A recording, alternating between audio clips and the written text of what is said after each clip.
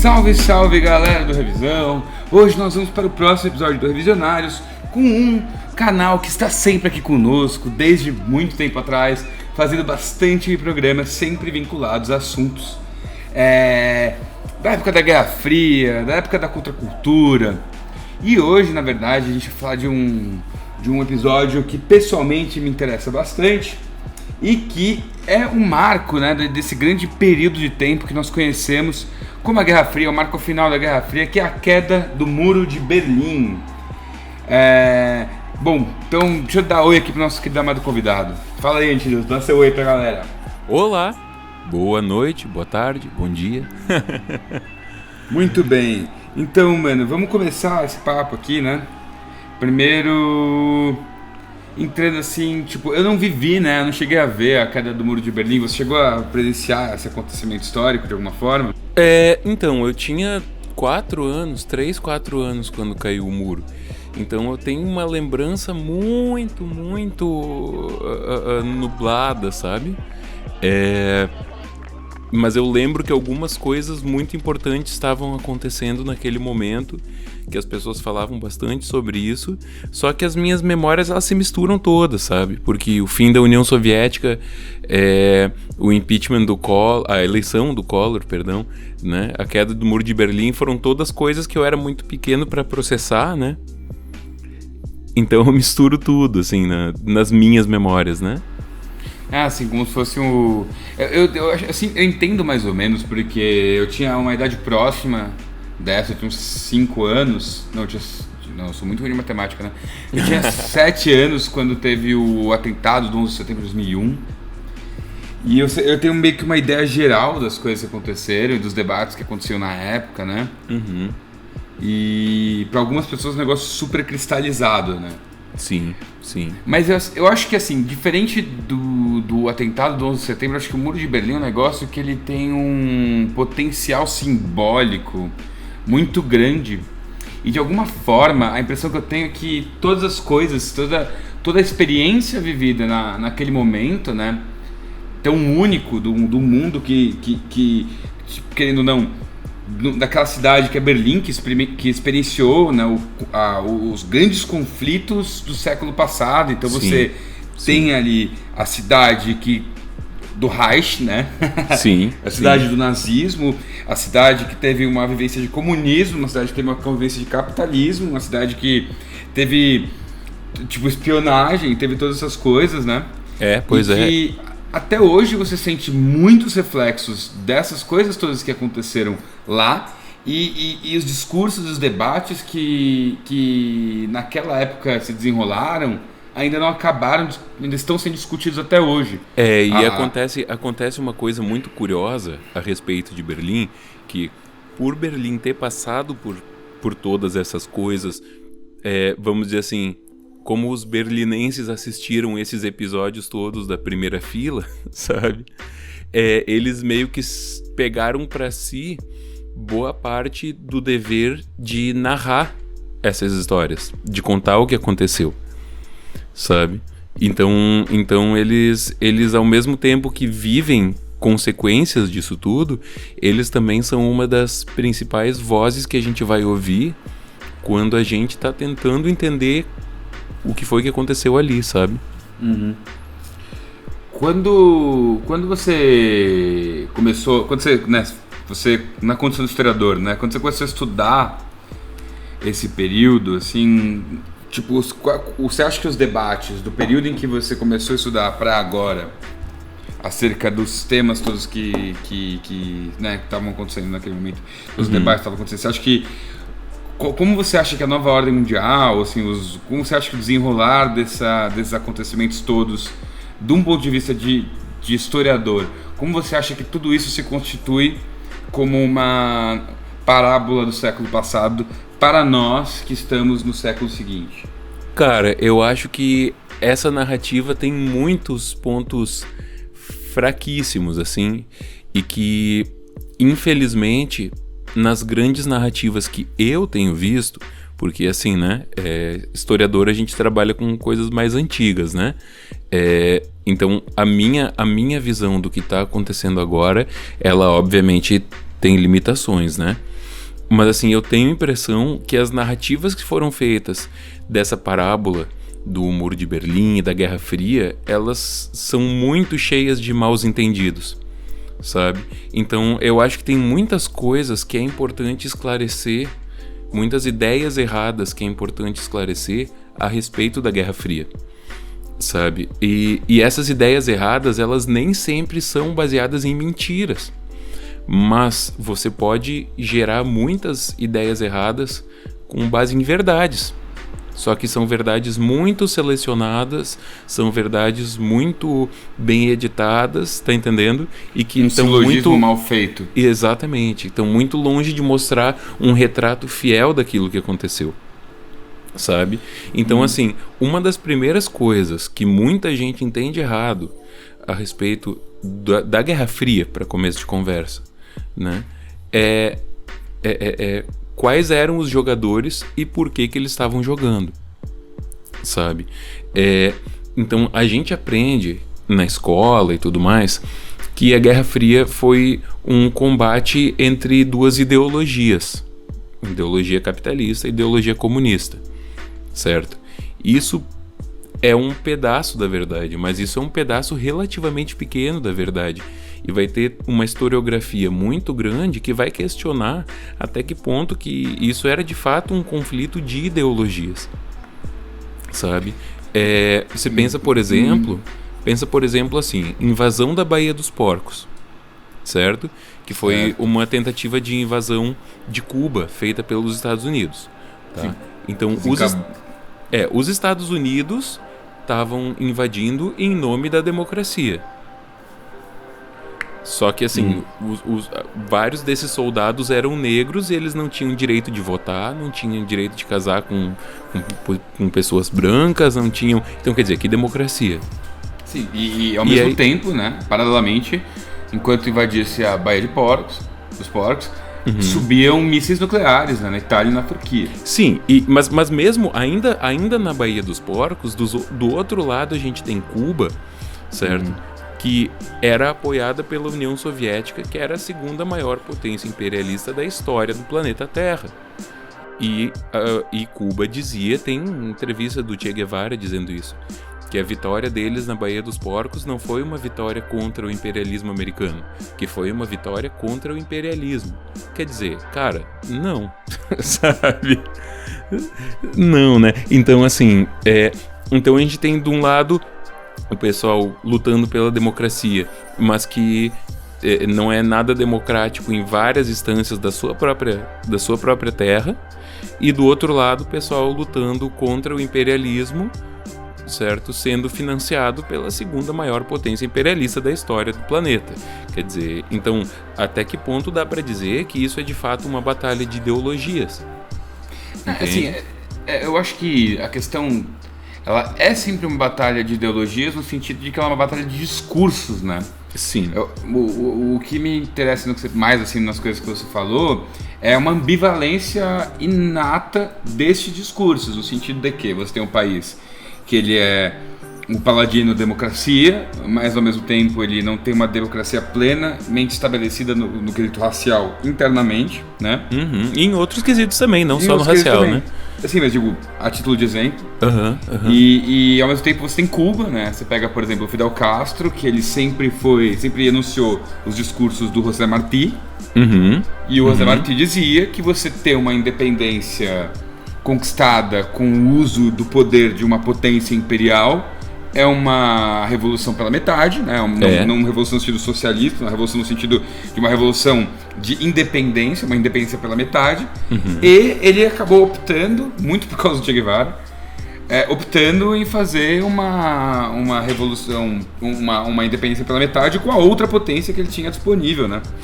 Mas aí você vê, tem alguns maus entendidos a respeito de Cuba também, que, cara, o pessoal acredita que o Che e o Fidel eram guerrilheiros comunistas. E não, inclusive o Partido Comunista de Cuba era contra eles. Sabe, existia um Partido Comunista em Cuba e era contra eles. Sim, sabe? Eles eram nacionalistas. Exatamente, eles eram nacionalistas. Então, quer dizer, como é que eles são nacionalistas certo? Mas estão comendo na mão da União Soviética. Então até o nacionalismo aí é muito questionável, né? Então o primeiro lugar que eles vão pedir ajuda quando eles depõem o Batista e tudo mais é nos Estados Unidos. Os Estados Unidos se recusa a ajudar porque várias propriedades privadas de americanos foram estatizadas pelo Che e pelo Fidel, né? Sim. Então a gente vai ter Cuba tendo que recorrer à União Soviética. Mas isso não se dá necessariamente porque eles eram defensores do comunismo, sabe? Não é bem por aí. Em grande medida é uma imensa falta de alternativas, né? Você tem um mundo com dois grandes poderes e um deles você acabou de rechaçar. Então... E um deles tu pediu ajuda e ele te negou e tentou te invadir e decretou um embargo. Então assim, só que aí você vê Cuba como um símbolo da Guerra Fria de ideologias capitalistas contra comunistas já é bem furada, assim. Então toda essa narrativa da Guerra Fria como o conflito entre dois sistemas, um capitalista e um comunista, sabe, já é um pouco furada, sabe? Eu acredito que isso é uma parte da história, mas isso é uma parte relativamente pequena dos vários fatores que estavam acontecendo e que o maior conflito que tinha ali não era o conflito de sistemas políticos e nem o conflito ideológico, embora esses dois conflitos fossem uma parte importante. Mas a parte mais importante era duas megapotências imperialistas. Sim, é muito parecido. Eu tava vendo, você deve conhecer, eu tava ouvindo o podcast do Dan Carlin, né, o Hardcore History. Uhum. E ele fala sobre os reis dos reis, né, sobre os persas, né, sobre a constituição do Império Persa e tal. Uhum. E o cara que a gente tem mais registros dessa época, ele não viveu exatamente nessa época, mas ele viveu suficientemente próximo para poder colher depoimentos de várias fontes, é o Heródoto, né? Uhum. O grande pai da sua profissão, sim, né? Sim. E uma coisa que tipo, o Dan Carlin fica ressaltando o tempo inteiro é que é muito comum, né, pra gente como ocidental, visto que, né, nossa civilização inteira se bebeu na água dos gregos, né, para formular a nossa língua, nossos costumes e muitas coisas até hoje não escapam disso, né? Uhum. Como é muito natural para nós entendermos o Império Persa como um império meio do mal, né? Como o Darth Vader, assim, sabe? Claro. E que, a grosso modo, os persas, dentro da Crescente Fértil, até aquele ponto da história, eram com segurança a civilização mais pacífica, né? Uhum.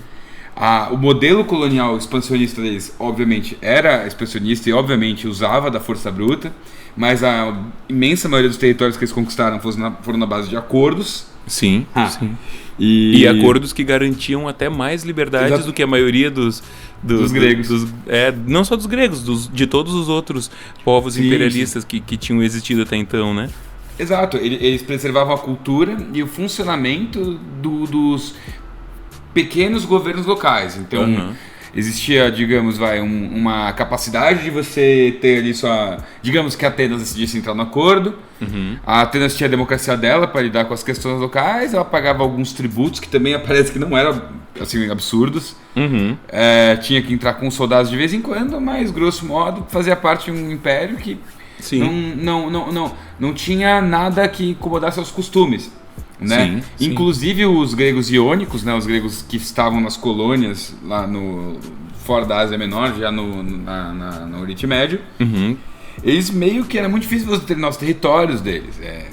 Boa parte tinha aceitado acordos. Nas guerras contra os persas tinha gregos lutando contra gregos, porque tinha gregos a favor do Império Persa. Sim. Pois é, então. Só que essa é uma grande diferença da Guerra Fria, que a nossa quantidade de fontes a respeito do Império Persa nesse momento da tentativa de invasão da Grécia é muito pequena e praticamente unilateral, né? A respeito da Guerra Fria, a quantidade de fontes que a gente tem é muito grande e praticamente unilateral. Não, total. Né? Então, assim, aliás, esse é outra ideia errada que existe a respeito da Guerra Fria, é que o capitalismo deu certo e o comunismo deu errado. Cara, calma, não é bem assim, sabe? Não é bem assim. Quer dizer, se você pegar...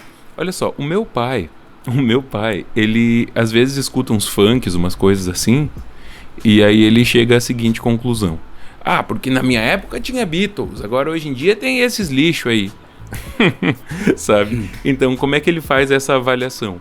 Ele pega o que ele considera de melhor de um período e compara com o que ele considera de pior do outro sob um critério dele. Então, quer dizer, é uma comparação completamente injusta, né? E a rigor inválida. É inválido você comparar... São 2 pesos e 2 medidas, né? Então, se você pensa o seguinte, quando começa a Guerra Fria...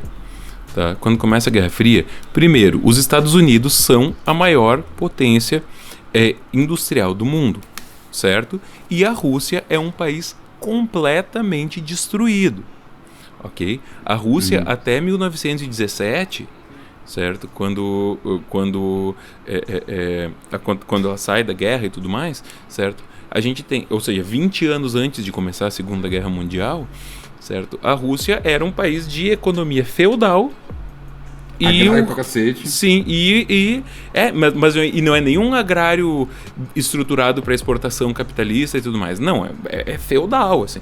E com uma liderança absolutista, sabe? Então, assim, quando isso aconteceu nos Estados Unidos já tinha jazz. Tá entendendo? Então, assim, e aí o que acontece? 20 anos depois, quando começa a Segunda Guerra Mundial, os Estados Unidos entram como uma mega potência industrial que, através de keynesianismo, através de políticas econômicas, de New Deal e tudo mais, está vencendo o que foi a sua grande crise, certo? E durante a guerra, eu não sei se o pessoal tem muita noção desses números, mas olha só, quantos americanos morreram na guerra, ok? Foram 420 mil, ok? Quantos nazistas morreram na guerra? Foram 5 milhões e 300 mil, ok? E quantos soviéticos morreram na guerra? Foi entre 26 e 27 milhões de soviéticos. Sendo que mais ou menos 1/3 deles morreu de fome e de doença. Assim. Então, a União Soviética estava completamente devastada. Ela foi o maior campo de guerra da Segunda Guerra Mundial. Ela foi o país... Você está entendendo? Eles perderam 5 vezes mais gente que os nazistas nessa guerra. Assim, eu acho que em Stalingrado foi a batalha mais sangrenta. Sim, então assim... De toda a Segunda Guerra Mundial morreram alguns milhões de pessoas lá, morreu mais do que os americanos lá, em Stalingrado, salvo engano. Sim, então assim, só no cerco de Leningrado também foi mais do que americano na guerra inteira, só nesse cerco, não é na batalha, no cerco. Morreu de fome, mais soviético. Então assim, as cidades estavam todas destruídas, certo? Eles perderam uma parte gigantesca da população economicamente ativa, certo? Então eles não tinham nenhum tipo de recurso, certo? Enquanto os Estados Unidos era a maior potência industrial do mundo. Então esse é o pontapé inicial da Guerra Fria.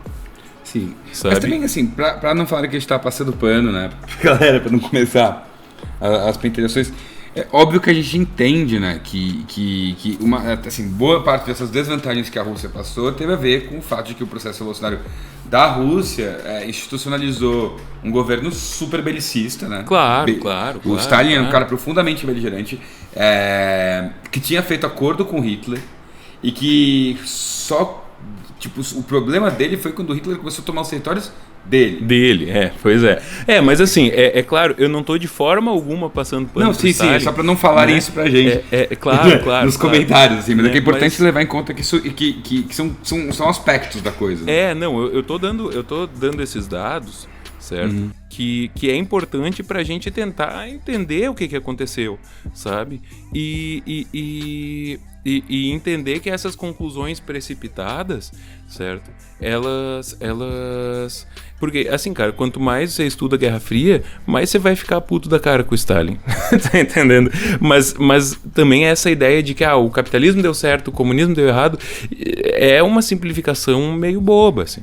É uma simplificação boba, sabe? O pontapé inicial dessa questão, o pontapé inicial da Guerra Fria é quando acaba a Segunda Guerra Mundial, certo? E aí o que acontece? O que era comum, que se fazia muito na época, era isso. Vamos dividir os espólios, né? Ou seja, os derrotados vão ter que ceder as coisas e os vencedores vão dividir essas coisas, certo? Então, os soviéticos, eles queriam ser ressarcidos a todo custo, porque, gente, 26 milhões de mortos, sabe? Eles estavam totalmente destruídos, eles disseram, e isso é verdade, de cada 4 soldados nazistas que morreram, 3 foram mortos por soviéticos, sabe? Então, assim, eles queriam ser ressarcidos, entende? Os Estados Unidos não estavam tão preocupados com isso, porque eles tinham modelos diferentes de dominação. A União Soviética ocupava, os Estados Unidos fazia comércio e influenciava as lideranças locais, certo? Então são modelos totalmente diferentes de dominação, né? Então a ideia de que a economia da Alemanha Oriental era horrível e a economia da Alemanha Ocidental era boa porque elas tinham sistemas diferentes, também é uma simplificação meio grosseira. Por quê? Porque a Alemanha Oriental, para os soviéticos, não era tipo um lugar maravilhoso onde nós vamos fazer florescer. Não, era uma compensação de guerra. Eles queriam aquele espaço, eles odiavam o alemão. 26 milhões de pessoas do povo deles foi morto por alemão. Eles odiavam o alemão. A Alemanha Oriental, para eles, era uma compensação de guerra. Eles estavam muito mais preocupados em tirar coisas daquilo do que em criar lá um sistema viável, sabe? Então, ao contrário dos Estados Unidos, que viam ali uma grande vitrine, né, do capitalismo. Então, através do plano Marshall, os Estados Unidos vão investir muita grana na reconstrução da Europa, certo? Então, então vamos dizer o seguinte, os Estados Unidos estavam ajudando a parte ocidental e os russos estavam sugando da parte oriental, entende? Não dá pra gente comparar essas duas coisas como se elas estivessem também em pé de igualdade, né? Assim, até porque, grosso modo, pé de igualdade. Então, tipo, você tem ali foi o que você falou, um país gigantesco, uma imensa massa, né, de terra desocupada, que é a Rússia, porque é um território imenso que não tem tanta gente. Sim, certo? Sim. Você tem a China se recuperando da maior crise econômica da história da China. A China que viria a ser na China morreram uns 20 milhões de pessoas aí, né? Exato. Assim, a 20 China milhões, cara. Sim. Lembrando que, tipo, por exemplo, os japoneses, né? Os japoneses bombardearam Pearl Harbor e tal. Uhum. Os japoneses, um pouquinho antes de Pearl Harbor, fizeram um massacre de Nanquim, na China, que foi uma das maiores barbaridades da história. Os japoneses ganharam uma guerra contra o Império Russo, também destruíram o Império Russo um pouco antes. Então você tinha a União Soviética, ela era formada por dezenas de países que saíam de grandes crises, que sofriam com profundos problemas de desigualdade social, né? Historicamente formados. E o bloco capitalista acabou se constituindo a partir das democracias que já existiam. Sim. E então você não teve o processo constitutivo dos blocos feitos de forma parecida. Não. Sim. Então, claro. Claro, tipo, na verdade é até impressionante a potência militar que os soviéticos alcançaram, né? Eu acho que nesse caso, essa corrida tecnológica foi muito inteligente da parte dos russos investirem primeiro no exército, porque a única forma deles constituírem a competição necessária para enfrentar o bloco capitalista foi eles terem desenvolvido aí, né, terem desenvolvido um poder militar que impedisse os Estados Unidos de fagocitar eles, né? Uhum. Mas aí também... O Delta Zero era muito diferente. Aí vem as contradições do socialismo soviético, né? Quer dizer, o socialismo, a grande raiz do socialismo é o empoderamento e o bem-viver da classe trabalhadora, né? E aí tu tinha grandes fomes acontecendo, um monte de gente morrendo de fome, enquanto eles estavam investindo na corrida bélica e na corrida espacial, né? Então, assim, de novo, pro pessoal não achar que a gente tá passando pano pro, né? São incoerências, né? Quer dizer, assim, claro que investir em ciência, em tecnologia é muito legal, sabe?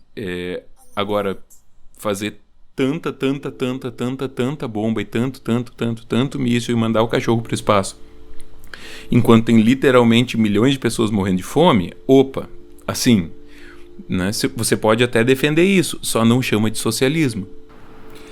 Então, existe também uma questão do funcionamento da praxis pública na União Soviética, que ela não era, a rigor, uma praxis muito inclusiva, né? Sim. Uma questão do ponto de vista étnico, né? Então, digamos, assim, eu não sei se tem a ver com a forma que o mundo estava vivendo as coisas naquele período, mas a gente teve do lado soviético uns caras muito criminosos, né, que apareceram aí. Sim. E que até hoje se torna difícil você ver um debate a respeito de socialismos, né, feito com, vamos colocar assim, com um enriquecimento retórico efetivo, porque ficou muito fácil falar que simplesmente o socialismo trouxe uma série de atrocidades, porque a União Soviética trouxe uma série de atrocidades. Sim, teve Pol Pot. Sim, pois então, então é muito complicado, porque para cada Ho Chi Minh tinha um Pol Pot. Então, sim, pois é. E isso torna tudo muito complicado. Óbvio, assim, não existem mocinhos na história, né? Então, quando você conversa do Fidel Castro, tipo, teve paredão.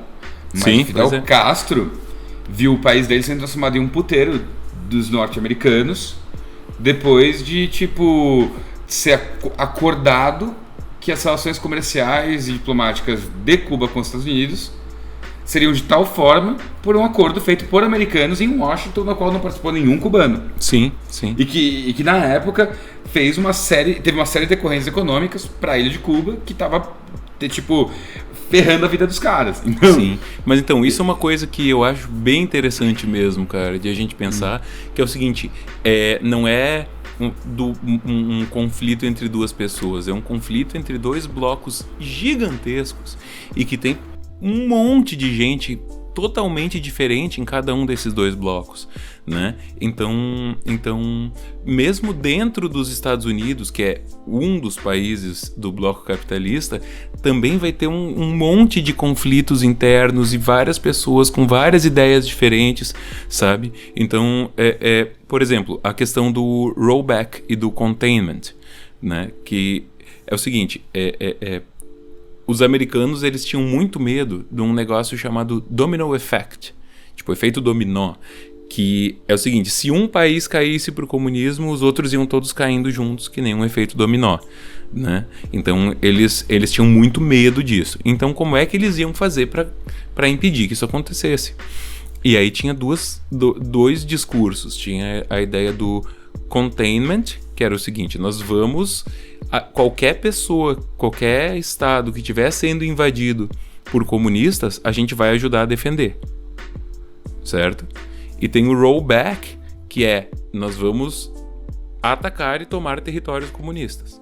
São duas coisas diferentes, né?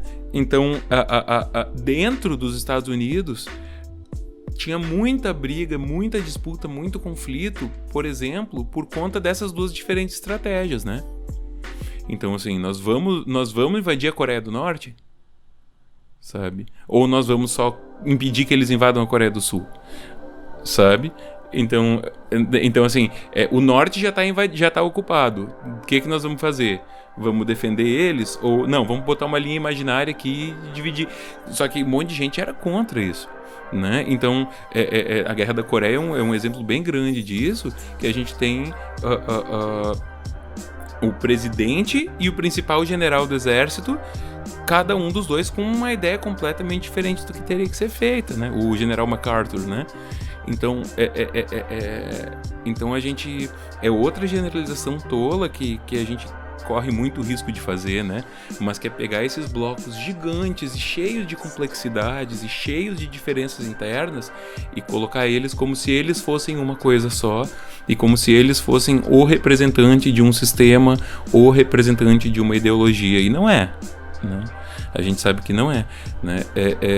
Quando o Kennedy vai falar sobre o que foi feito em Cuba, eu não sei se tu já leu isso, mas é inacreditável as coisas que o Kennedy falava sobre Cuba, sabe? Ele falava que o que os Estados Unidos fizeram em Cuba foi imperdoável, foi uma humilhação para Cuba, e que ele entendia por que os cubanos se sentiam assim e fizeram o que fizeram. Quer dizer, cara, hoje em dia, se uma pessoa fala isso, vai ser chamado de comunista, mas era o presidente dos Estados Unidos.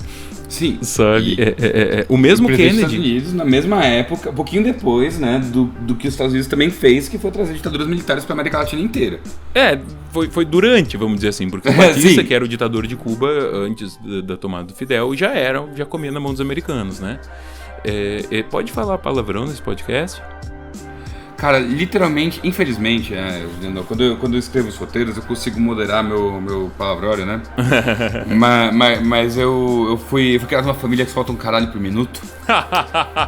Então, infelizmente, quando rola o podcast, porque, mesmo sendo educacional, todos eles no Spotify estão como explicit content, de tanto palavrão que falo. Então tá. Mas eu vou falar em inglês pra suavizar um pouco, né? Mas era uma frase comum e que foi dita mesmo, que depois foi expandida para outros casos, mas que era: "This guy is a motherfucker, but he's our motherfucker", né? Então, os americanos iam lá e apoiavam um cara que eles sabiam que era um grandíssimo de um filho da puta, mas que pelo menos estava defendendo o deles, né? Que é o caso do Apartheid, por exemplo, né? Tem muitos países da ONU que se negaram a boicotar a África do Sul durante o Apartheid, certo? Porque o governo do Apartheid era contra o comunismo. Sim. Né? E até hoje, na verdade, parte da guerra cultural que foi feita, né, durante o período do Apartheid ressoa, né? A demonização do Mandela como um monstro comunista. Sim, o ato contra o comunismo, que foi o que gerou o massacre de Sophiatown. Isso tudo até hoje, a gente fez aí um vídeo bastante longo sobre o Mandela, tá na descrição, galera, tem o Fidel Castro também. A gente fez os comentários, né, a galera falando: porra, esse cara aí foi um genocida, né, um nazista negro. Ai, meu Deus. Juro, não. Por quê? Porque existe essa guerra informacional que aconteceu, né? Mas as pessoas esquecem que assim, sem exagero algum, né, a origem do Apartheid é justamente a mesma origem eugenista do nazismo. Sim. Eram governos amigos, em muitos sentidos, e que, cara, só quando foi absolutamente insuportável você manter uma relação diplomática com eles, porque foram radicalizando na medida em que o mundo começou a ter que lidar com um pouco mais de transparência em algumas questões, que puderam, né? E outra coisa, quando você vê quando o Mandela ele entra, né, quando o Mandela finalmente vira presidente, o mundo inteiro, né, aplaudindo, e ele com um governo que inclusive foi criticado internamente por ser excessivamente moderado. Sim, com certeza. Né? Tanto até que a desigualdade social na África do Sul se mantém como uma das maiores do mundo, né? Exato. Então, pô, que tipo de comunista, né? Não, comunista pra caramba, mano. Mas enfim, então eu acho muito legal a gente a gente pensar nas complexidades que existem aí, né? Então o pessoal enche a boca para falar um monte de coisas como o capitalismo deu certo, o comunismo deu errado, sabe? Isso é uma simplificação tola. Até porque nada deu certo. Nem o capitalismo, nem o socialismo, nem o monarquismo. Grosso modo, nenhum governo deu certo. Claro. Na condição de um governo. Você teve versões de governos que deram mais ou menos certo. Sim. Dá pra falar que um socialismo de um Tito deu certo. Pois é. Pra aquele lugar, naquele contexto histórico.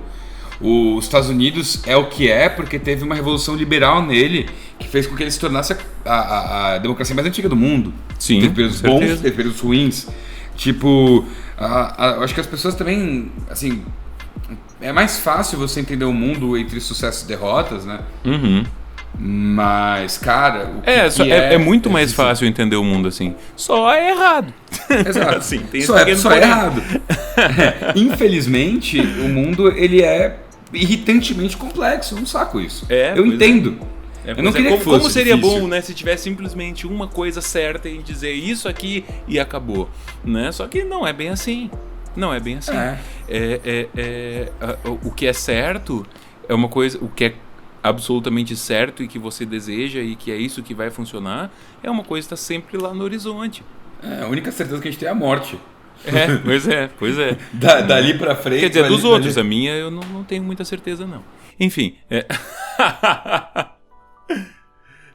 Então eu vou te fazer questionar se a única certeza que a gente tem é a morte. Você concorda comigo que só pode morrer o que está vivo, não é?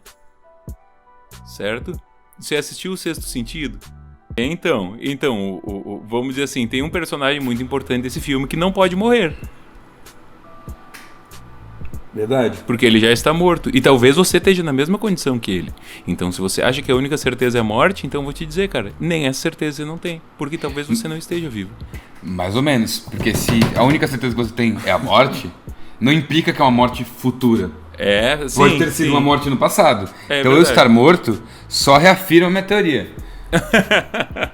É verdade. E todos vocês aí que estão ouvindo, mano, vocês também vão morrer. É verdade. Todos vocês que estão vivos estão ouvindo. Exato. E nem precisou do Stalin botar vocês na gulag pra vocês morrerem congelados. Quer dizer, a gente não sabe, né? Talvez alguma dessas pessoas tenha morrido nas gulags e esteja ouvindo nosso podcast agora. Que honra! É verdade. Que honra. Eu gostaria de estar ouvindo você, senhor fantasma da gulag. Ou senhora. Hashtag feminismo.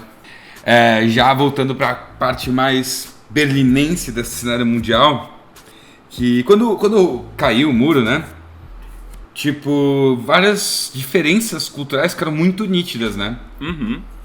Algumas de forma positiva, outras negativa para ambos os lados. Tem muitos relatos, as pessoas contando como é que foi a experiência de reintegração, né? Uhum. E um artigo que eu estava lendo, eu não terminei de lê-lo, né? Que foi recomendação de um amigo meu que é historiador também. Foi sobre como, para a Alemanha, você tem problemas seríssimos de empregos e de populações operárias que foram derivativas dessa união brusca de duas formas de governo, né? Uhum. Porque não é que caiu o Muro de Berlim. O Muro de Berlim caiu antes de anunciarem que era para ele cair, né? As pessoas literalmente destruíram o Muro de Berlim. A história atropelou a decisão governamental. Cara, tipo, tudo foi para um modelo de governo. Um modelo de governo que tinha um poder de gerência voltado para esse sistema econômico capitalista. E não sabia muito o que fazer com aquele Estado estruturado de uma forma completamente diferente. Sim. E assim, isso é uma coisa muito doida, porque o muro, ele era ao mesmo tempo uma barreira concreta e abstrata. Né? Ele era uma barreira física e ele também era uma barreira simbólica. Né? Ele era uma barreira econômica, mas também era uma barreira cultural. Né? Então tem a questão do sexo, né? Que a vida sexual das pessoas era completamente diferente dos dois lados. Né? Sabe que tem estudo disso e tudo mais, né? Que a vida sexual das pessoas era totalmente diferente. Então até isso foi um choque cultural muito grande com a queda do muro, né? A quantidade de orgasmos que as mulheres tinham no lado comunista era muito maior. né? O que provavelmente tá relacionado, exato, tá relacionado com o fato de elas terem mais igualdade, o fato de elas terem, enfim, né? Mas tinha bastante diferenças sexuais, e o principal que eu me lembro, né? Eu li faz um tempinho já, deve fazer uns 5 anos que eu li esse artigo, mas é que em relação ao orgasmo feminino, no lado comunista tinha muito mais, assim, sabe? A porcentagem de mulheres que tinham orgasmos em todas as relações, etc, etc, etc, era significativamente maior, assim. Tinha menos televisão também, né? Não tinha televisão no quarto, né? O pessoal tava mais interessado na cópula, né? Não, mas tem uma coisa que eles falam nesse artigo também. Eu vou tentar achar esse artigo pra te mandar. Me manda, ó, galera. Tá linkado aqui na descrição. E esse negócio psicossocial, assim, é bem interessante. Eu tinha visto algo disso aí também. Mas é porque eles tinham menos acesso a espaços públicos também, sabe? Então os lugares privados, né, acabavam sendo um espaço maior de intimidade. Mas eu nem vou falar muito mais, porque faz tempo que eu li e eu teria que reler para poder falar um pouco mais a respeito. Mas é uma coisa muito interessante, né? Porque a gente vê que essas coisas estão todas relacionadas. Assim, não que você tenha que ser socialista pra gozar, tá, gente? Mas Não, mas aí, então, cara, eu ia dizer a respeito disso, de ser uma barreira simbólica, ao mesmo tempo que era uma barreira concreta, né? Isso refletiu muito na arte, né, cara? Quantas coisas, se tu pegasse grandes nomes da arte da Europa desse período, pensa em Pink Floyd, David Bowie, Paul McCartney, todos eles fizeram música sobre o muro, cara. Sabe? E não é qualquer música. Se tu for ver pensa assim, o The Wall não é à toa. Inclusive tem uma parte bem política dentro do The Wall, né? Que fala sobre as divisões e tudo mais. Enfim, o Heroes do David Bowie, né, foi literalmente feito sentado na frente do Muro de Berlim, né? Não sei se sabes a história da música, né? Mas o produtor que tava produzindo a gravação, né? Ele ficava sentado num banquinho, certo? Namorando com uma moça, e o Bowie via isso pela janela do estúdio, e esse banquinho ficava na frente do muro. Então ele via um contraste tão gigantesco entre aquela cena bonita de amor e tudo mais, com um pano de fundo, o Muro de Berlim, assim, sabe? Então foi isso que motivou a escrita de Heroes, que era para ser uma música instrumental. Heroes era uma música instrumental, e daí o Bowie resolveu colocar uma letra nela depois de ver essa cena, né? Então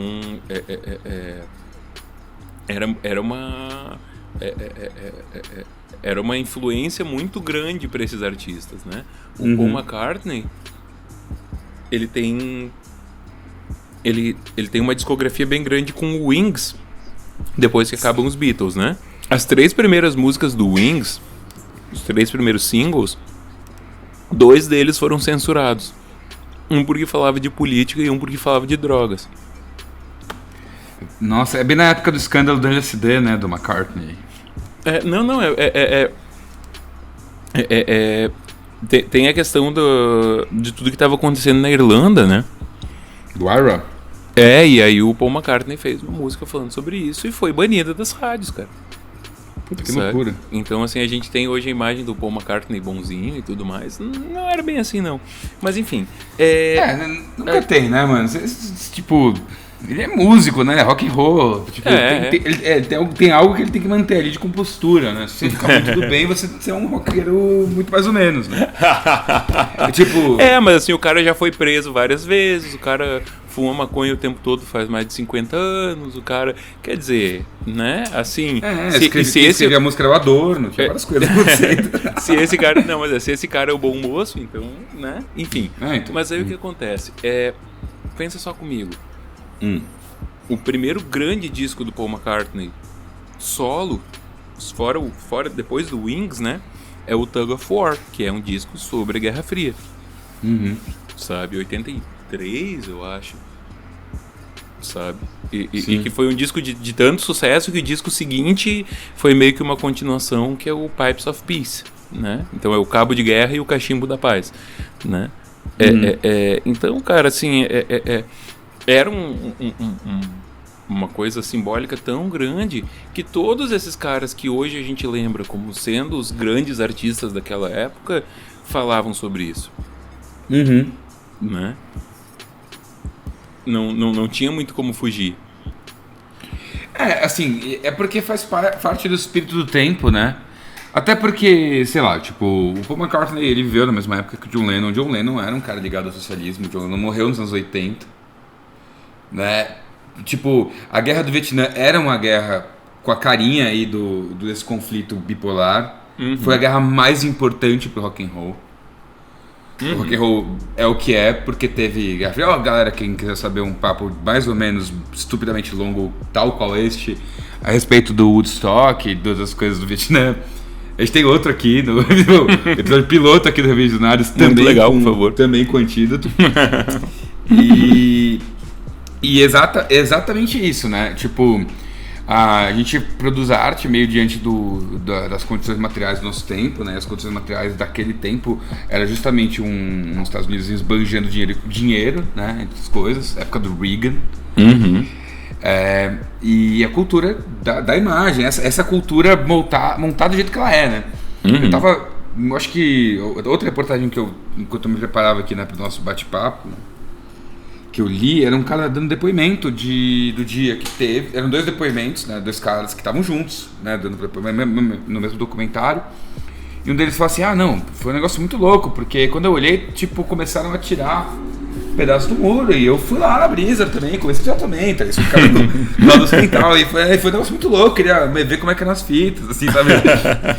Negócio assim, muito mais hedonista, tipo, oba! E o outro lado, tipo, o cara do lado soviético, né, que fica um pouco mais comportado, né? Até porque o totalitarismo ele dá um certo comportamento dos caras, né? Quem tem cu tem medo, né? Ele olhou assim a queda e aí ele tava contando, porque a primeira experiência que ele teve, assim, que ele lembra, foi ele sair, né? E ele viu umas propagandas, assim, eu acho que ele viu um programa de televisão de Miss Universo, ou de Miss Berlim Ocidental, né? E ele falou que ele ficou muito horrorizado. Ele falou: nossa, mano, será que a gente também vai começar a fazer isso?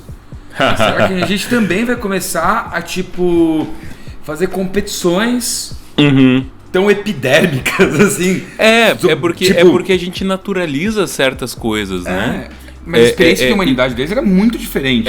Que é você vender o corpo, né?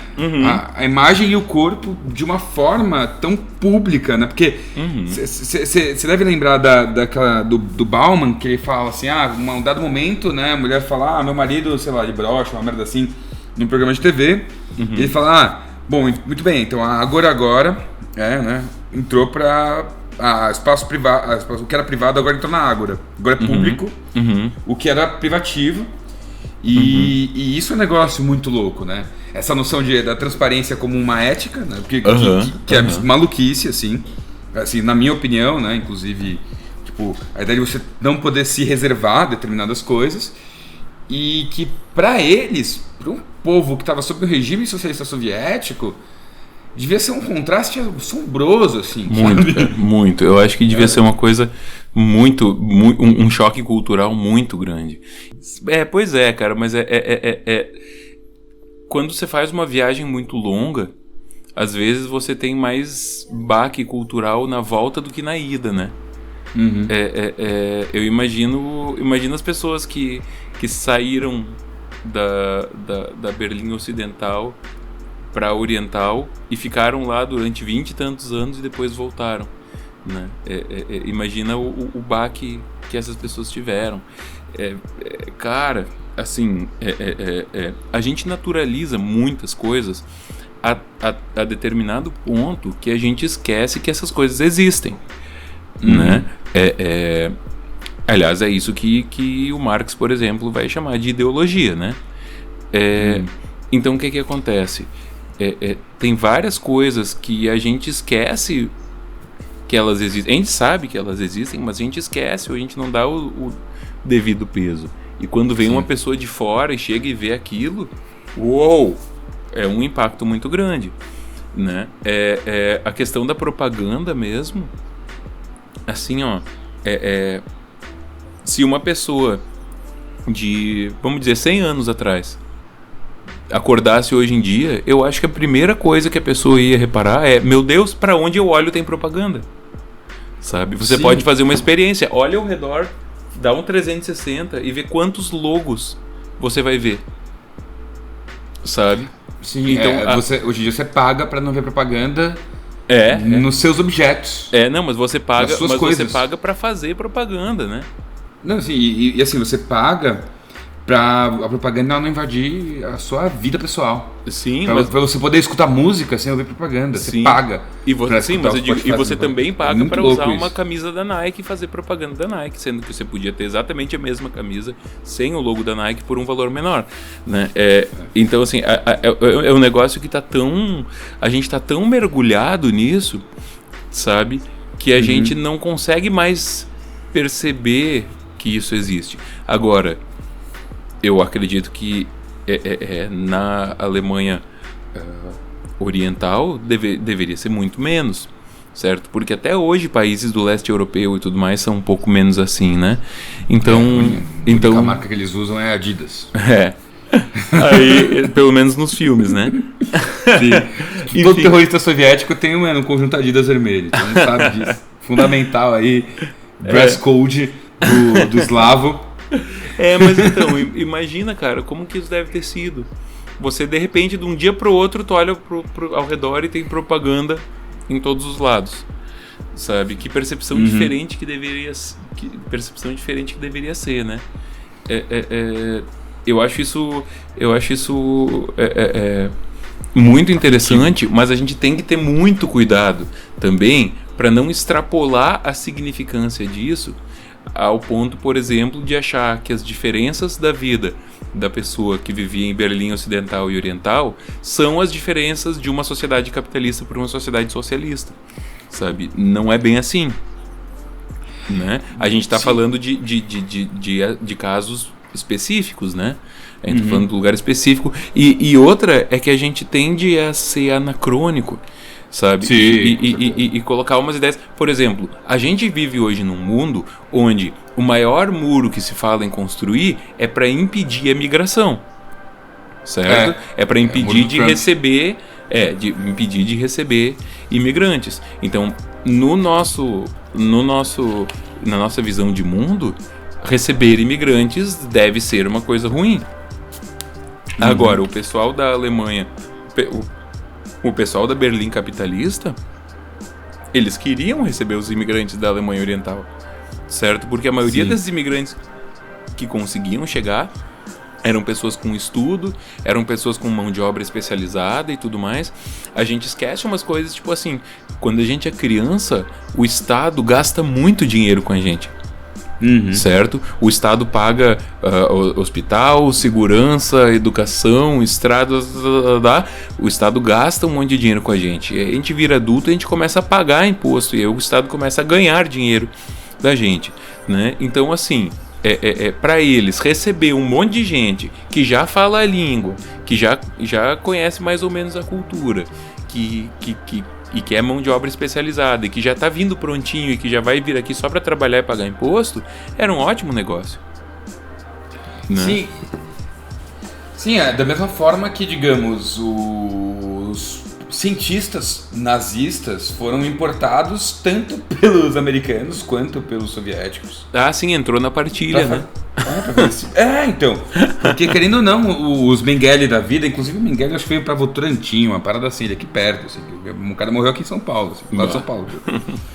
E minha avó sempre conta uma história da nona, que ela achava que um jardineiro da família dela era um refugiado nazista, uma teoria que ela tinha, né?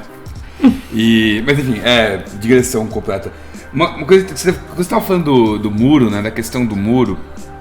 O muro é uma metáfora antiga, né? Desde a muralha da China, o muro do The Wall, o muro do Trump. Enfim, vai se ressignificando ao longo da história. E a gente tá falando de 30 anos. Faz 30 anos que caiu o muro de Berlim.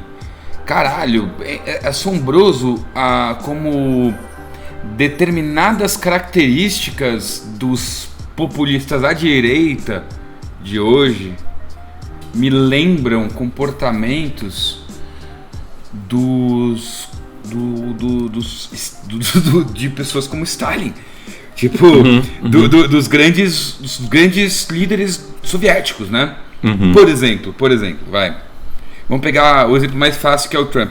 O Trump querer fazer um muro para não haver mistura, o Trump querer fechar a economia e o Trump querer embargar a China e investir em bomba atômica. Investir em bomba atômica é precisamente as políticas externas que o Stalin fez. Não é muito diferente. A cortina de ferro é a Cambridge Analytica. É a Cambridge Analytica.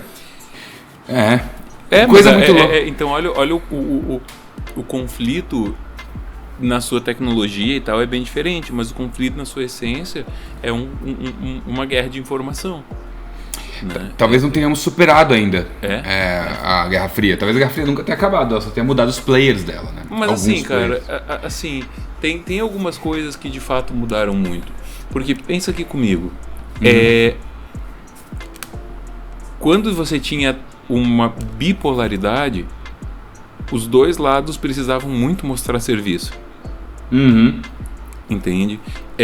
Quando acaba a Guerra Fria e vem toda essa história de otimismo, agora as coisas vão melhorar, agora as coisas vão dar certo, nós estamos vivendo um mundo novo, vamos deixar essa polarização para trás e tudo mais.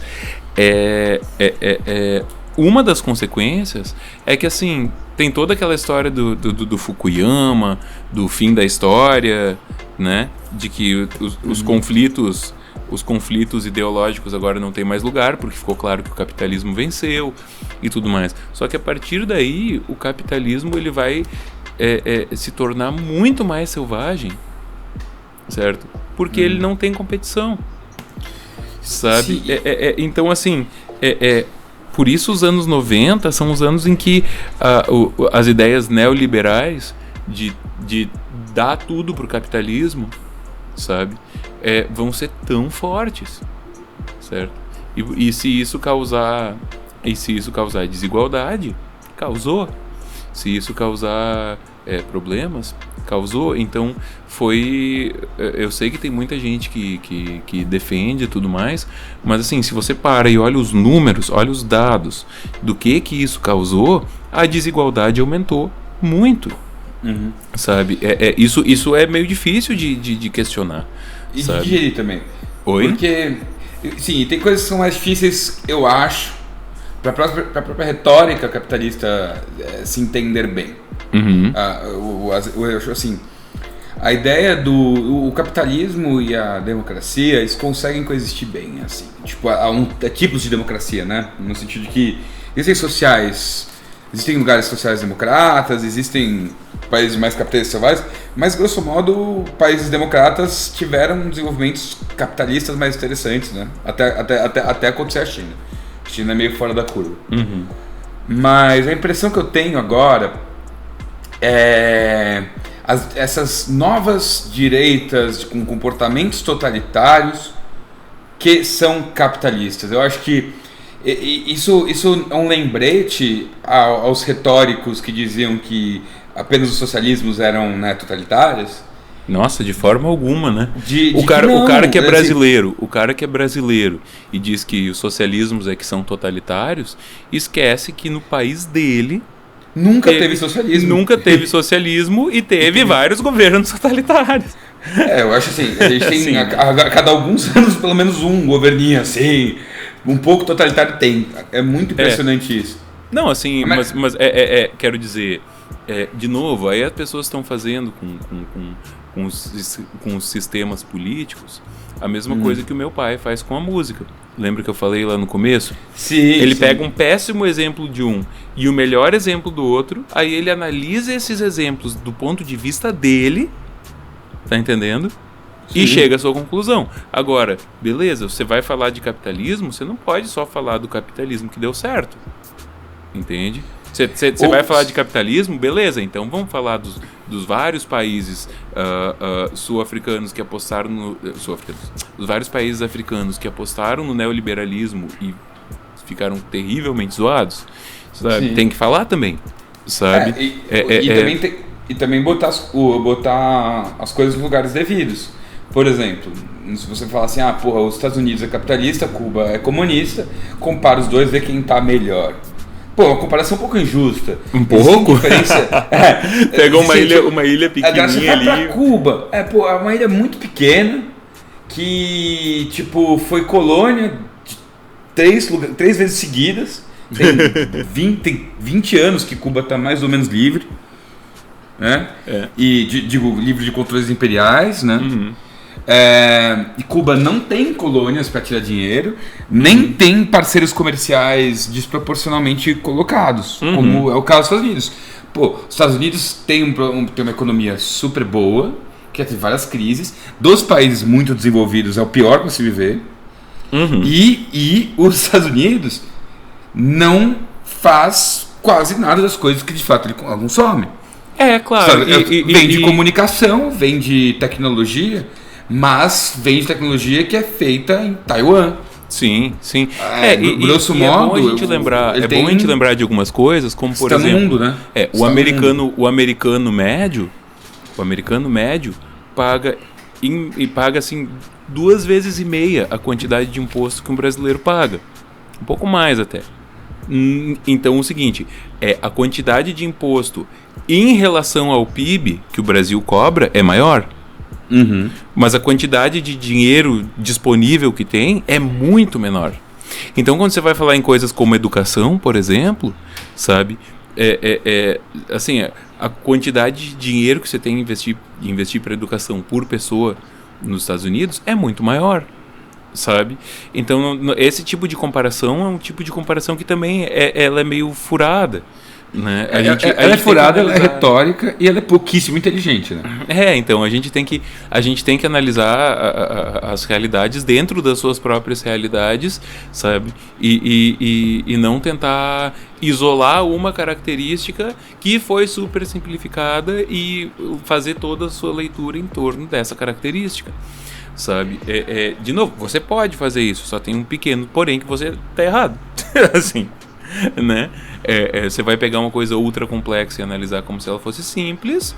Você pode, mas o preço que você paga é não se encontrar com a verdade, né? Sim, e o preço, na verdade, assim, a gente paga muitos preços por muitas coisas, assim. Eu acho que outro preço dos anacronismos e das comparações desproporcionais, né? Eu vou dar um exemplo bem bobo, tá?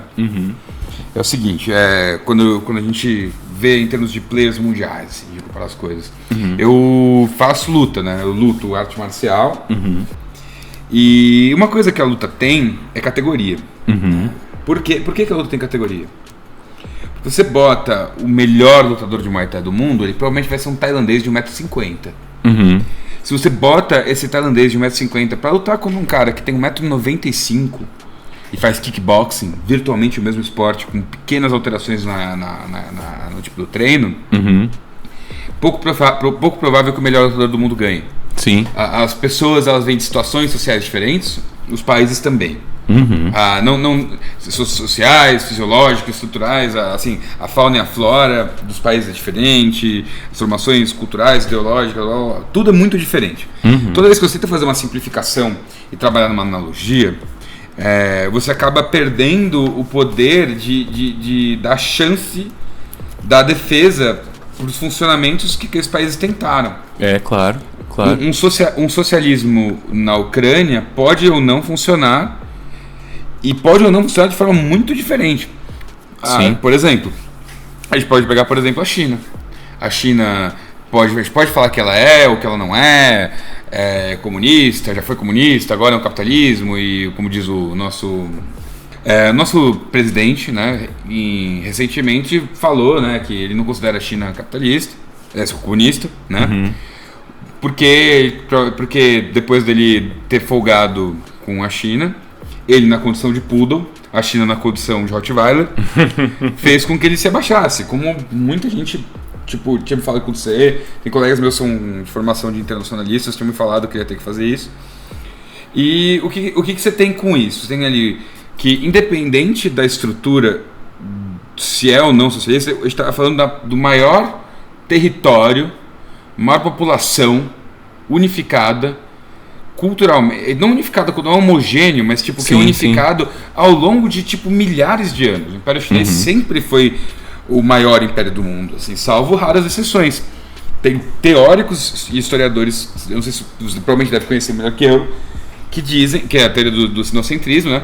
Que dizem que inclusive o imperialismo europeu e as guerras mundiais só foram possíveis porque naquele momento, na China, existia um vácuo de poder que fez com que a China não tivesse tão poderosa quanto sempre esteve.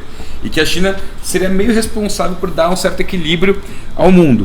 Então os japoneses conseguiram fazer o que os japoneses conseguiram fazer, porque a China naquele momento estava em crise.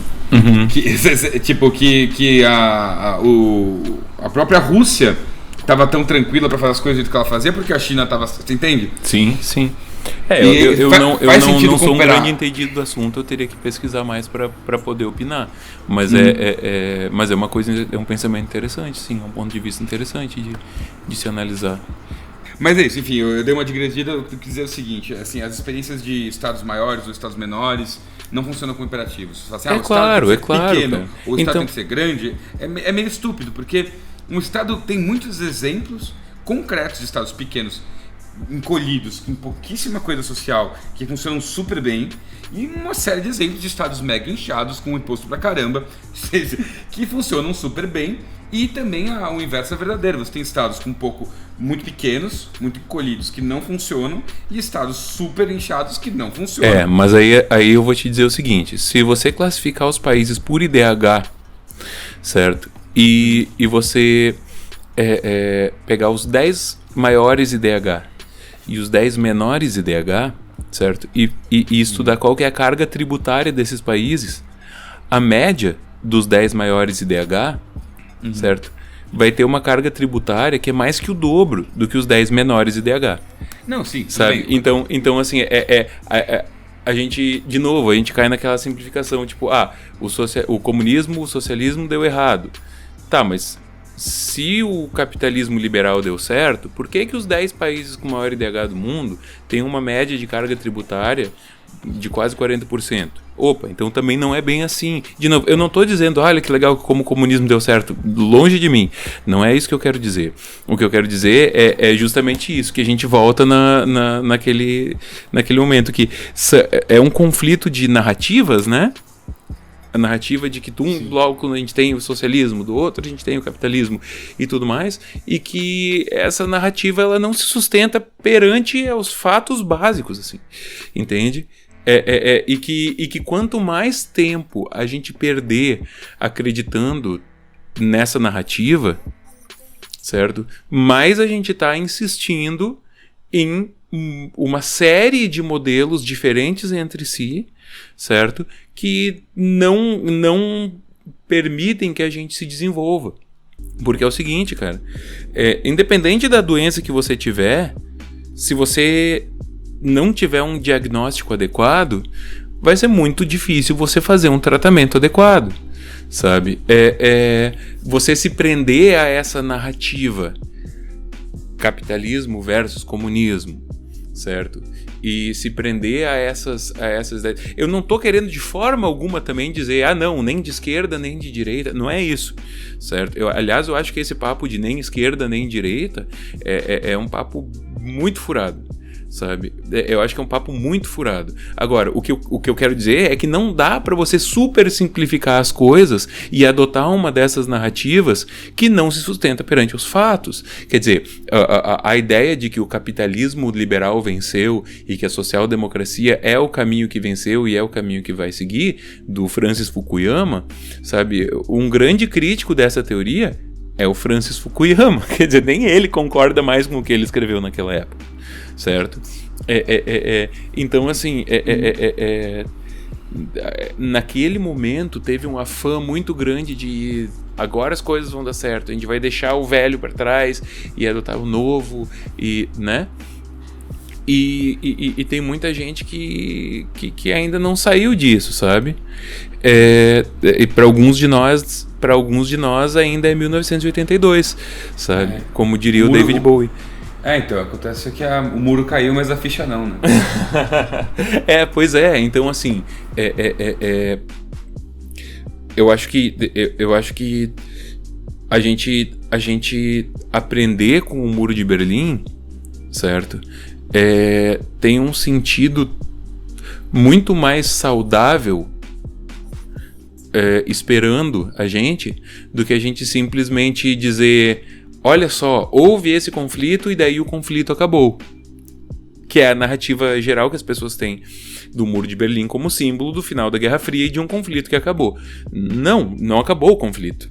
Sabe? As pessoas acham que elas conseguem determinar de alguma forma o espírito do tempo delas, e eu acho que não, acho que a gente faz parte, a gente não tem perspectiva pra falar isso. É claro. É possível que daqui a 300 anos as pessoas estudem esse período todo que vai de 1800 até 2200 e fale, essa época aí foi uma época com seu papapi papapá, que é o tipo de governo, assim, que é uma terceira forma de governo que tem porra nenhuma a ver com capitalismo, nem com socialismo.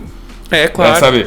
Tipo, parece um papo meio, tipo, sei lá, a gente vai ter esses tipos de governo guardados aí na nossa história, como no mesmo lugar como relíquias, do feudalismo. Né? Vai estar junto com o feudalismo, vai estar junto com a teocracia persa, sabe? Sim. A proto-democracia grega. É claro, e agora, a única forma de a gente conseguir fazer isso, certo? A única forma de a gente conseguir superar os limites que essa narrativa nos impôs, certo? É a gente confrontar essa narrativa, certo? A gente botar ela à prova perante a realidade. Então, assim, quando você está falando quando você está, por exemplo, com um liberal dizendo que a democracia liberal é o sistema que vai dar mais certo, tem que confrontar essas pessoas com a realidade de que os países mais desenvolvidos do mundo cobram imposto pra caramba. Quando você pega uma pessoa, certo, que tá defendendo cegamente que existe aquele modelo X de socialismo, porque aquele modelo X é o que vai dar certo. A gente ainda não deu certo como sociedade porque aquele modelo X, certo? Essa pessoa tem que também ser confrontada com a realidade de que não é essa sociedade que a gente vive. Que nem a galera do imposto, que fala que imposto é roubo. Pois é. Existem retóricas que ainda não encontraram seu lugar no mundo concreto, no mundo de carne e osso, né? Na realidade objetiva das coisas, do espaço histórico, né? Material. Claro. E aí a gente vai ter essa necessidade de confronto, de fazer perguntas. E aí, cara, eu vou voltar de novo numa coisa que eu acabo sempre voltando, que é o papel dos historiadores e historiadoras. Certo? Eu tava falando com o Normose, a gente vive conversando, né? E ele também é historiador. E nos nossos papos, uma coisa que sempre acaba voltando nosso maior dever é fazer perguntas. Certo? O nosso maior dever é fazer perguntas para confrontar essas narrativas. Vocês são os grandes psicólogos da humanidade. Não, mas assim... eu não tô brincando. Os dois tratam de memória. Sim. Os dois tratam de memória. Mas eu acho que é importante a gente fazer essas perguntas, certo? E confrontar, botar à prova essas narrativas. Então, assim, vamos aprender com o Muro de Berlim? Vamos, mas vamos aprender com o Muro de Berlim. Não vamos usar o Muro de Berlim para achar um jeito de encaixar ele numa narrativa que a gente já tem e só seguir adiante, certo? Então, assim, Não vamos fazer essas boçalidades de querer dizer, olha como Berlim Oriental era desenvolvida, era subdesenvolvida e Ocidental era super desenvolvida, então quer dizer que um sistema é melhor que o outro, sabe? Não, isso é uma super simplificação. Aí você não tá aprendendo com o que aconteceu. Aí você tá tentando distorcer o que aconteceu para que se encaixe no buraquinho da sua narrativa, entende? Então vamos usar isso, vamos aprender com os fatos disso, vamos olhar para isso com profundidade, vamos olhar em que contexto que isso foi feito, em que contexto que essas duas Berlins foram tratadas pelos blocos das quais elas faziam parte, né? Sim. E todo esse tipo de coisa. Exato, e também as pessoas elas têm que saber o que elas preferem, né? Claro. Se elas preferem iPhone ou orgasmo. Ou os dois. iPhone ou orgasmo. Não, mas então, o iPhone vibra, né? Enfim. Não, cara, mas... Eu sou uma pessoa vulgar, é muito fácil pra mim fazer esse tipo de digressão, sinto muito continuar raciocínio. Mas então, eu acho que essa é uma boa nota pra gente encerrar por enquanto essa discussão. Quer dizer o seguinte, vamos aprender com o Muro de Berlim? Vamos. Então vamos entender qual que era a condição dessas Alemanhas divididas perante os seus blocos. Vamos entender quais que eram as condições dos blocos quando houve essa divisão. Vamos entender quais que eram os interesses, sabe? Isso que eu quero dizer. Eu fui muito criticado já na minha vida por uma coisa e eu teimosamente continuo insistindo nessa uma coisa, que é o seguinte: eu acho que a filosofia ela pode servir como uma caixa de ferramentas. Ok? Que a gente pode usar os nossos conhecimentos, entende? A gente não pode só contemplar eles, a gente pode usar eles, eles podem ser parte da nossa vida, eles podem ser úteis, né? Então, assim, vamos usar essa história, vamos usar essas narrativas que aconteceram, certo? Para ampliar nossa capacidade de ver isso. Vamos instrumentalizar isso não para fazer com que isso sirva a nossa narrativa, certo? Mas para botar em xeque as nossas narrativas. Sim, certo? Usar esse aparato incrível. A gente tem, muitos anos de civilização. A gente tem desde do taoísmo ao Platão, ao Kant. Você tem um monte de ferramentas interessantes para você tentar cunhar uma visão de mundo rica, né? Multifacetada, e você fica se pegando em pormenores. Não sei por que exatamente, assim. Eu nunca fui muito engolido em narrativas pontuais, assim. Eu nunca tentei encontrar uma ótica do mundo que respondesse essas perguntas para mim, né? Eu fui um pouco mais cético. Mas eu também nunca entendi qual é o problema de tê-las, né? Tem narrativas boas no mundo. E tem narrativas muito úteis. É muito mais útil para o mundo alguém que está disposto a arriscar de forma não totalmente radical a mudar o mundo do que alguém que está disposto a esperar o mundo que mude. Certo? Sim. Então, mesmo os caras que estão tentando de forma até às vezes agressiva, e isso de fato eu me refiro tanto para a esquerda quanto para a direita, eu acho que é importante esse exercício de tentar alterar o mundo, né? Usar as ferramentas para forjar um mundo melhor. É importante você estar disposto a entender que às vezes você estava errado depois disso. Cara, e eu vou dar um exemplo bem, bem claro, um exemplo que eu vivi tremendamente, tá? 2013, o Brasil tem os maiores protestos em muito tempo, ok? E meio que o sentido unificador desses protestos, era mudança. Eram uns protestos meio sem cara, assim, eram uns protestos meio sem um ponto claro de por que eles estavam acontecendo, né? Não tinha uma pauta muito bem definida.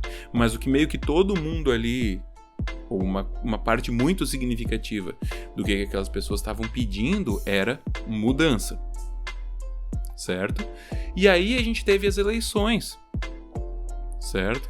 E as eleições de 2014, onde esse pessoal que estava gritando e gritando e gritando por mudança, certo? Teve a sua primeira oportunidade de manifestar os seus desejos na urna, foi a eleição do Brasil Democrático com o maior número de gente que se reelegeu ou elegeu seus sucessores. Ou seja, foi a eleição com menos mudanças. Sabe? Então, assim, o pessoal queria mudança, mas não tinha uma pauta bem definida, não tinha uma ideia de como fazer isso, não tinha uma ideia de para onde levar isso, certo? E toda essa energia despendida em busca de mudanças não resultou em mudanças, sabe? No sentido prático da eleição, né? Então assim, eu acho que se a gente tem essa caixa de ferramentas à nossa disposição, sabe, a gente tem que usar essas ferramentas para entender melhor a realidade e não usar a realidade para reforçar essas ferramentas, entende? Então, então o cara, sei lá, o cara é marxista, que ótimo, acho muito legal, certo? Agora, é muito fácil você super simplificar essa narrativa do final da Guerra Fria para colocar dentro de uma leitura marxista. Assim como é muito fácil você fazer isso para botar numa onda neoliberal, sabe? Se você não usar essas teorias como ferramentas para entender, você simplesmente vai continuar jogando tudo dentro do mesmo saco de compreensões que você tem, né? E acabou. E é isso. E você não vai progredir a sua visão nunca, né? Então não tem nenhum problema com ser marxista. Não tem nenhum problema com ser liberal. Eu discordo do liberal. mas não tem nenhum problema com ser liberal. Tá. Não, mas assim, eu discordo, mas tudo bem, a gente pode discordar, né? Agora, a gente tem que fazer essas perguntas, a gente tem que questionar, e a gente tem que questionar a si mesmo, né? A gente olhar para toda essa história da queda do Muro de Berlim e com toda essa esperança, agora as coisas vão melhorar, agora as coisas vão mudar, agora a gente vai ter um mundo unido. Aí a gente tem uma década de 90 em que a desigualdade se acentua na maior parte dos países, tem um monte de guerra que acontece, tá entendendo? A utopia de que agora a democracia liberal é a forma dominante, agora tudo vai dar certo.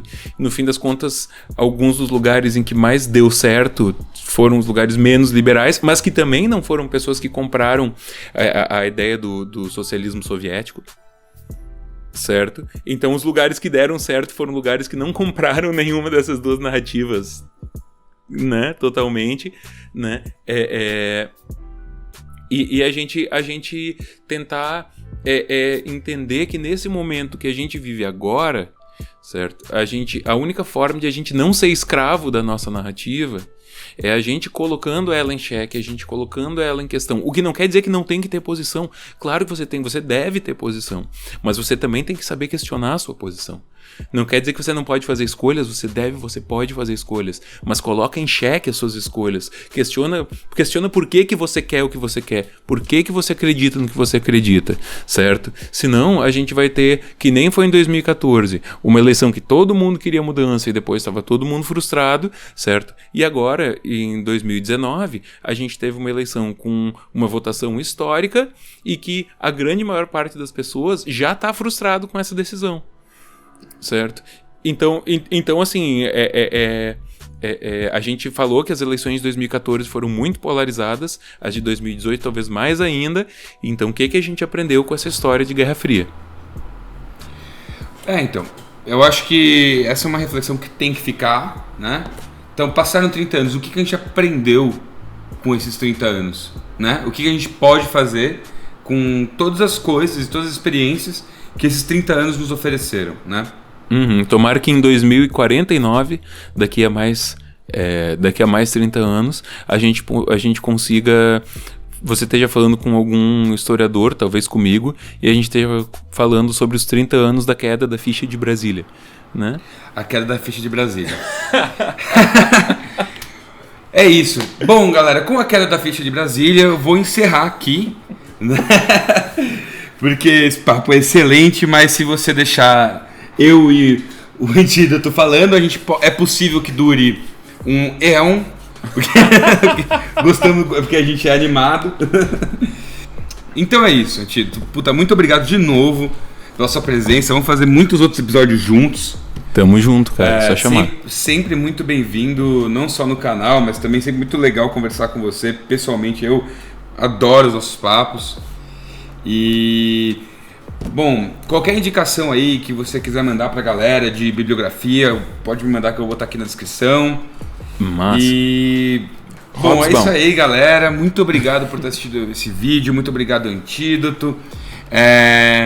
Se você gostou do nosso podcast Visionários, manda pra galera. Se você aguentou até aqui, você é um herói ou uma heroína. E é isso aí, galera. Muito obrigado por tudo. É nóis e falou!